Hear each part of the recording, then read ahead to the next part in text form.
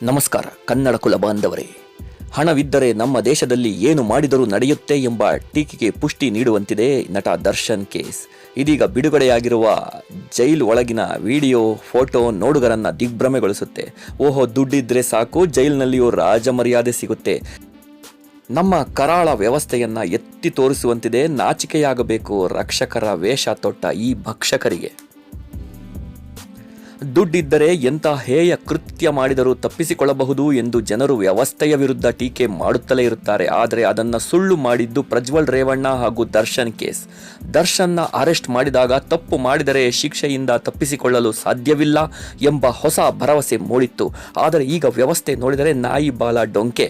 ಒಳ್ಳೆಯವರು, ವೃತ್ತಿ ನಿಷ್ಠೆ ಇರುವವರು ಇಲಾಖೆಯಲ್ಲಿ ತುಂಬಾ ಕಡಿಮೆ ಜನ ಇದ್ದಾರೆ. ಲಂಚಬಾಕರು ಹೆಚ್ಚಿದ್ದಾರೆ ಎಂಬುದು ಸಾಬೀತಾಗಿದೆ. ಪೊಲೀಸರು ಬಿಡದಿದ್ದರೆ ಕೈದಿಗಳು ಇಷ್ಟೊಂದು ರಾಜಾರೋಷವಾಗಿ ಇರಲು ಹೇಗೆ ಸಾಧ್ಯ? ದರ್ಶನ್ ಜೊತೆ ಆರಾಮಾಗಿ ಕುಳಿತು ಟೀ ಪಾರ್ಟಿ ಮಾಡುತ್ತಾ ಹರಟೆ ಹೊಡಿತಿರುವ ಈ ವಿಲ್ಸನ್ ಗಾರ್ಡನ್ ನಾಗನ ದುನಿಯಾ ತುಂಬಾ ಕಾಸ್ಟ್ಲಿ. ಅವನು ಧರಿಸಿರೋ ಟೀ ಶರ್ಟ್ ಯಾವುದು ಗೊತ್ತಾ? ಪ್ಯಾರಿಸ್ ಮೂಲದ ಬ್ಯಾಲ್ಮೈನ್ ಟೀ ಶರ್ಟ್ ಅದು. ಅದರ ಬೆಲೆ ಸರಾಸರಿ ಭಾರತದಲ್ಲಿ 40 ರಿಂದ 50 ಸಾವಿರ. ಹಾಗಾದ್ರೆ ಈ ಕೊಲೆ ಪಾತಕಿಗಳು, ಈ ರೌಡಿ ಶೀಟರ್ಸ್ಗಳು ಎಷ್ಟರ ಮಟ್ಟಿಗೆ ಈ ಸಮಾಜದಲ್ಲಿ ಹಣವನ್ನ ದೋಚುತ್ತಿದ್ದಾರೆ ಎಂದು ನೀವೇ ಅರ್ಥೈಸಿಕೊಳ್ಳಿ. ಇವರಿಗೆ ಯಾಕೆ ಪರಪ್ಪನ ಅಗ್ರಹಾರದಲ್ಲಿ ಈ ರೀತಿಯ ರಾಜಮರ್ಯಾದೆ ಸಿಗುತ್ತೆ? ಇದೇ ಕಾರಣಕ್ಕೆ ಲಕ್ಷ ಹಣವನ್ನ ನೀರಿನಂತೆ ಖರ್ಚು ಮಾಡುವ ಈ ರೌಡಿ ಶೀಟರ್ಸ್ ಕೊಲೆ ಪಾತಕಿಗಳು ಇಡೀ ಪೊಲೀಸ್ ವ್ಯವಸ್ಥೆಯನ್ನೇ ತಮ್ಮ ಕಾಲ ಬುಡದಲ್ಲಿ ಇಟ್ಟು ನಡುಗಿಸುತ್ತಾರೆ.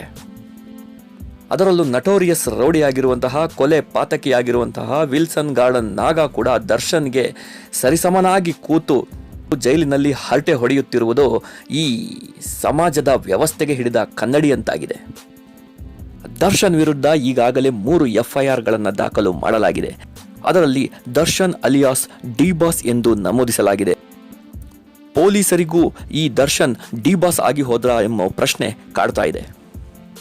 ಇದೆಂಥ ನಾಚಿಕೆಗೆಟ್ಟ ವ್ಯವಸ್ಥೆ ಎಂದು ನಮಗೆ ನಾವೇ ಬೇಸರಿಸಿಕೊಳ್ಳುವಂತಾಗಿದೆ.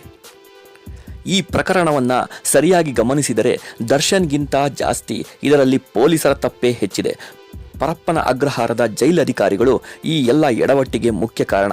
ಮೊದಲು ಅವರ ವಿರುದ್ಧ ತನಿಖೆ ಮಾಡಿ ಅವರ ವಿರುದ್ಧ FIR ದಾಖಲಾದರೆ ಆಗ ಕಾನೂನಿನ ಮೇಲೆ ನಂಬಿಕೆ ಹುಟ್ಟುತ್ತೆ. ಇಷ್ಟೆಲ್ಲ ಆದರೂ ಕೂಡ ದರ್ಶನ್ಗೆ ಇನ್ನೂ ಬುದ್ಧಿ ಬಂದಿಲ್ಲ ಅನ್ನಿಸುತ್ತೆ. ರೌಡಿ ಶೀಟರ್ಗಳ ಜೊತೆ ಸಂಬಂಧ ಬೆಳೆಸಿ ದರ್ಶನ್ಗೆ ಏನಾಗಬೇಕಿದೆ ಅವರಿಗೆ ಮಾತ್ರ ಗೊತ್ತು. ಅಪಾರ ಅಭಿಮಾನಿ ಬಳಗವನ್ನ ಹೊಂದಿರುವಂತಹ ದರ್ಶನ್ಗೆ ಇದು ಬೇಕಿತ್ತಾ ಎನ್ನೋ ಪ್ರಶ್ನೆ ಕಾಡ್ತಿದೆ.